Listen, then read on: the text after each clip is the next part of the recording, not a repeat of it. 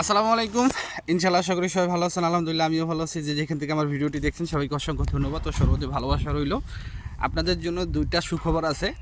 যারা ইমেইলের মাধ্যমে অ্যাপয়েন্টমেন্ট করছিলেন তাদের জন্য, আর হচ্ছে আর যারা এখন নলস্তা পাবেন বা 22 অক্টোবরের পরে নলস্তা পাবেন তাদের জন্য তো অলরেডি ইতালি এম্বাসি বা ভিএফএস গ্লোবাল সুখবর দিয়ে দিছি, তো সেখানে আর আমার কোনো কথা নাই। আর আজকে কিন্তু ভিএফএস গ্লোবাল ওপেন হয়ে গেছে গা, আপনারা সকলেই জানেন হয়তো বা বিষয়টা। আর আপনাদের জানানোর জন্য আমি আবার নতুন করে একটু এখানে অ্যাড করে দিলাম, আমি ভিডিওতে দিয়ে দিব। তো ইনশাল্লাহ আমি আপনাদের কাছে রিকোয়েস্ট করি আজকের ভিডিওটা আপনারা যত পারবেন শেয়ার করবেন, ঠিক আছে? কারণ সবচেয়ে বেশি ভুক্তভোগী কিন্তু এই যারা আপনার 22 অক্টোবরের আগে নলস্তা পাইছে, ইমেল করে অ্যাপয়েন্টমেন্ট পায় নাই। তা আশা করি আপনারা শেয়ার করে দেবেন ইনশাআল্লাহ।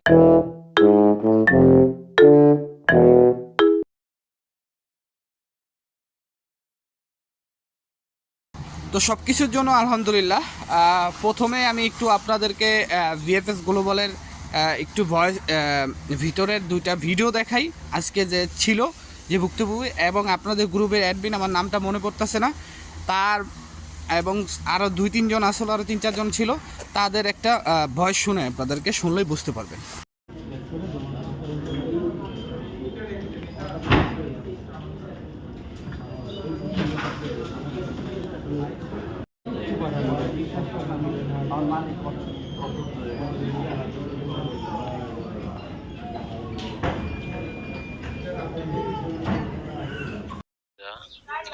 আজকে সকালে আমি আমাদের এডমিট প্যানেলে রাকিব ভাই এই দুইজন বিএফএস গ্লোবালে গেছি।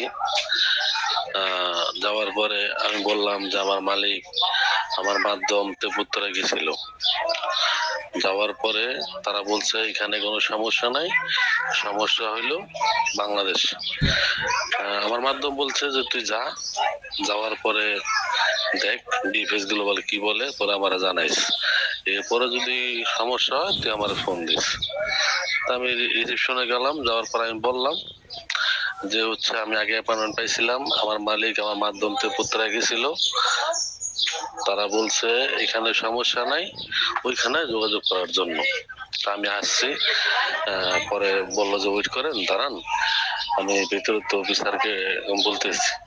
পরে অফিসারকে বললো, পরে দেখা দিল আমাদের দুজনকে, পরে ভিতরে নিয়ে বললো বসলাম। পরে আরেক অফিসার বললো যে এদের বিষয়টা দেখো। পরে সে আমাদেরকে বললো যে আপনারা কি নুলুস্তা আনছেন? তাই আমি বললাম যে হ্যাঁ নুলুস্তা আনছি।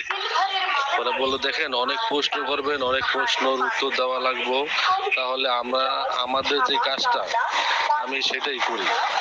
পরে বলে যে নুলুস্তা দেন, আমারটা নিল, রাকিব ভাইটা নিল, আরো 3 জন ছিল, এরা 15 অক্টোবর জমা ডেট দেওয়া ছিল, তারা দিতে পারে নাই, তার লগে সাথে বিষয় অলরেডি আজকে হয়ে গেছে। পরে আমাদের 5 জনকে নুলুস্তা নিল। তাই বললাম যে আমার নুলুস্তা একটাই আর নাই। পরে বললো তাহলে আপনি ভিতরতে ফটোকপি করে দেন। পরে ভিতরতে ফটোকপি করে দিলাম। 10 মিনিট পর আসলো, আসার পরে বলতেছে দেখেন আমাদের যে চেকটা করার দরকার আমি সেই চেকটাই করছি। যেটা চেক করার কথা হলো যে আপনাদের কোনো অ্যাপয়েন্টমেন্ট আছে কি না, বা আপনারা অ্যাপয়েন্টমেন্ট। তো আপনারা ভয়েস শুনছেন যে তারা কিন্তু একবার ইমেল পাইছিল, ইমেলে অ্যাপয়েন্টমেন্ট পাইছিল এবং তাদের কাগজপত্র সব ঠিক আছে, মানে তাদের যে মধ্যস্থতাকারী, সেই মধ্যস্থতাকারী বলতেছে কাগজপত্র ঠিক আছে, মানে যে সমস্যাটা হইতেছে, সমস্যাটা হচ্ছে বাংলাদেশে হইতেছে। তো এখন আপনারা যারা ভিএফএস গ্লোবাল আপনাদের পাসপোর্ট আছে, আপনারা অ্যাটলিস্ট একটা জিনিস এইটুক আপনারা শিওর হতে পারেন যে আপনাদের যে এখনও দেরি হইতেছে, সেই দেরিটা ইটালিতে হওয়ার কোনো মানে কারণে না, সেই দেরিটা বাংলাদেশে হওয়ার কারণে। হয়তোবা আপনার ইটালি থেকে সম্পূর্ণভাবে আপনার কাজটা হয়ে গেছে, কারণ এখন অনেক দিন হয়ে গেছে, হিউজ পরিমাণ আপনার সময় নিছে। তো এই মুহূর্তে আমার মনে হয় যে ইটালিতেই কাজ সম্পূর্ণ হয়ে গেছে, শুধুমাত্র বাংলাদেশের কাজ যেহেতু একটু বাকি আছে। তো এই বাকি কাজগুলো হয়ে গেলে হয়তোবা খুব তাড়াতাড়ি আপনারা ভিসা পেয়ে যাবেন, বা আপনাদের যে আবেদন, সে আবেদনের যে কোনো একটা ফলাফল পাবেন। এখন এখানে যে ভয়েসে কথা হয়েছে যে ইতালি থেকে তাকে মধ্যস্থতাকারী বলছে যে বাংলাদেশে সব ধরনের সমস্যা হচ্ছে, তো তাকে ভিএফএস গ্লোবালে যেতে বলছিল, যদিও কিন্তু ভিএফএস গ্লোবাল ভিসা সম্বন্ধে আপনাদের কোনো ইনফরমেশন দিতে পারবে না, যেহেতু তারা একটা কুরিয়ার সার্ভিস। অ্যাপয়েন্টমেন্ট সম্বন্ধে অবশ্যই আপনাদেরকে ইনফরমেশন দিতে পারবে। তো সেখানে যাওয়ার পরে তাদের নলস্তা চাওয়া হয়েছে, আপনারা শুনছেন যে নলস্তা চাওয়া হয়েছে। তারপরে সেই নলস্তা নিয়ে তারা ভিতরে গেছে। তো ভিতরে নিয়ে তারা জাস্ট এই জিনিসটা তাদের চেক করে দিছে যে তাদের এই নলস্তার যে প্রোটোকল নাম্বারটা বা তাদের এই নলস্তার ভিতরে জন্ম তারিখ, তারপরে হচ্ছে আপনার তার নাম বা সব কিছুই তো আছে, তার পাসপোর্টের কপিও তো সাথে আছে। তো এইগুলা নিয়ে তারা চেক করে দেখছে তাদের অ্যাপয়েন্টমেন্ট আছে কি না। তো প্রত্যেকটা লোকের চেক করার পরে প্রত্যেকটা লোকের থেকে দেখতে পাচ্ছে যে তাদের কোনো অ্যাপয়েন্টমেন্ট নাই। এই গেল একটা বিষয়। তো এখন আমি আপনাদের একটা জিনিস বলতে চাই যে আপনারা যারা ইমেলের মাধ্যমে অ্যাপয়েন্টমেন্টের জন্য আবেদন করছেন, আর একটা দিনও দেরি করেন না। ইনশাআল্লাহ আগামীকালই আপনারা ভিএফএস গ্লোবালে চলে যান। আপনাদের নলস্তা, আপনাদের ইমেল কপি, আপনাদের পাসপোর্ট সব কিছু নিয়ে আপনারা ভিএফএস গ্লোবালে চলে যান।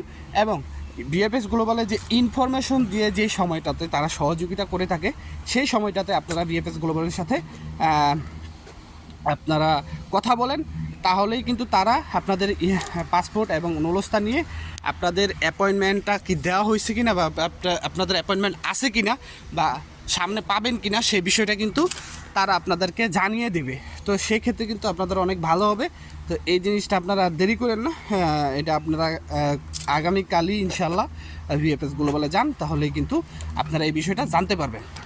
আর দ্বিতীয় আরেকটা যে বিষয়, সেটাও আপনাদের জন্য সুখবর। দুইটা সুখবর যেহেতু বলছিলাম, যে ভিএফএস গ্লোবালের সেই কর্মকর্তাই, যে বড় অফিসার বা যেই হোক, তিনি বলছে যে তাকে জিজ্ঞেস করার এক পর্যায়ে তিনি বলছে যে আপনাদের জন্য যারা 22শে অক্টোবরের আগে নলস্তা পেয়েছেন, ইমেল করেছেন, আপনাদের জন্য নতুন সিস্টেমের বা নতুন কোনো ধরনের মানে কোনো ধরনের সিস্টেমে আপনাদেরকে অ্যাপয়েন্টমেন্ট দেওয়া হবে, যাতে আপনাদের ভোগান্তিটা কমে।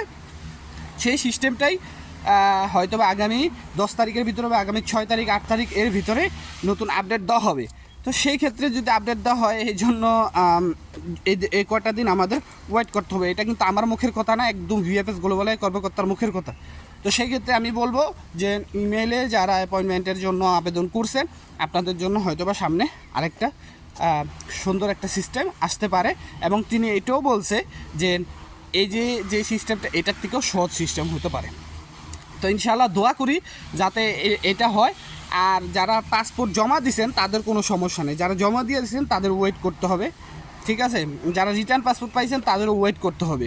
আর আমি যেটা বলতে চাইছিলাম, ইমেলের মাধ্যমে যে পাসপোর্টটা, সেটার সিস্টেমটা কিন্তু এই যে 22শে অক্টোবরের পরে যারা নলস্তা পাইব বা পেয়েছে তাদের সিস্টেমের মতোই করতে পারতো, যে আপনার প্রোটোকল নাম্বার দিয়ে, তারপরে হচ্ছে আপনার ডেট দিয়ে, সব কিছু দিয়েই ইমেলটা আপনার ওয়েব ফর্মে কিন্তু অ্যাপয়েন্টমেন্ট নিতে পারতো। আশা করি বুঝতে পারছেন। তো আজকের মতো এখানেই, সবাই ভালো থাকবেন, সুস্থ থাকবেন, সকলের জন্য দোয়া রইল। আসসালামু আলাইকুম, আল্লাহ হাফেজ।